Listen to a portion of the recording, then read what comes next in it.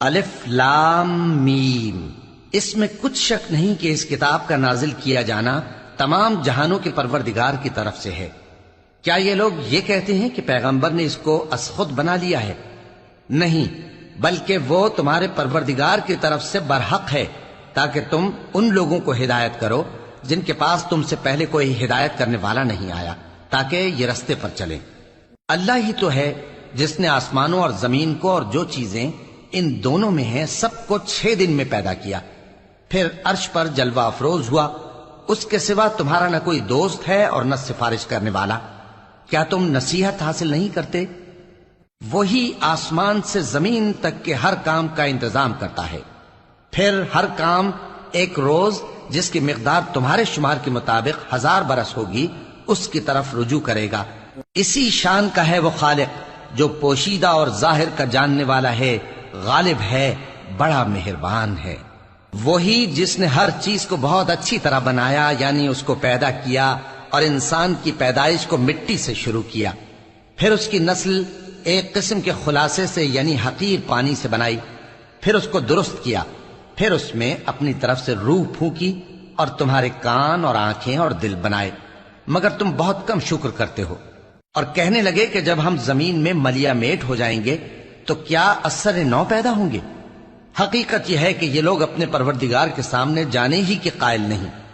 کہہ دو کہ موت کا فرشتہ جو تم پر مقرر کیا گیا ہے تمہارے روحیں قبض کر لیتا ہے، پھر تم اپنے پروردگار کی طرف لوٹائے جاؤ گے، اور تم تعجب کرو جب دیکھو کہ گناہگار اپنے پروردگار کے سامنے سر جھکائے ہوں گے اور کہیں گے کہ اے ہمارے پروردگار، ہم نے دیکھ لیا اور سن لیا، تو ہم کو دنیا میں واپس بھیج دے کہ نیک عمل کریں، بے شک ہم یقین کرنے والے ہیں۔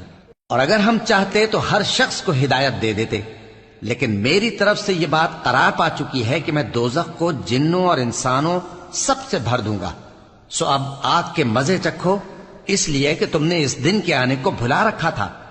آج ہم نے بھی تمہیں بھلا دیا ہے، اور جو کام تم کرتے تھے ان کی سزا میں ہمیشہ کے عذاب کے مزے چکتے رہو۔ ہماری آیتوں پر تو وہی لوگ ایمان لاتے ہیں کہ جب ان کو ان کے ذریعے نصیحت کی جاتی ہے تو سجدے میں گر پڑتے اور اپنے پروردگار کی تعریف کے ساتھ تسبیح کرتے ہیں اور غرور نہیں کرتے۔ ان کے پہلو بچھونوں سے الگ رہتے ہیں، اس حال میں کہ وہ اپنے پروردگار کو خوف اور امید سے پکارتے اور جو کچھ ہم نے ان کو دیا ہے اس میں سے خرچ کرتے ہیں۔ سو کوئی شخص نہیں جانتا کہ ان کے لیے کیسی آنکھوں کی ٹھنڈک چھپا کر رکھی گئی ہے، یہ ان اعمال کا صلہ ہے جو وہ کرتے تھے۔ بھلا جو مومن ہو وہ اس شخص کی طرح ہو سکتا ہے جو نافرمان ہو؟ دونوں برابر نہیں ہو سکتے۔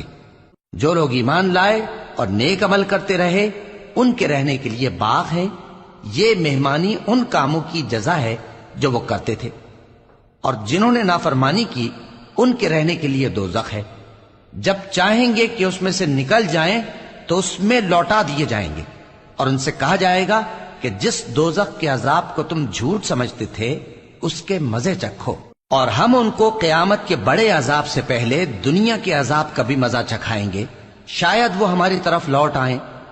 اور اس شخص سے بڑھ کر ظالم کون جس کو اس کے پروردگار کی آیتوں سے نصیحت کی جائے تو وہ ان سے منہ پھیر لے۔ ہم گناہگاروں سے ضرور بدلہ لینے والے ہیں۔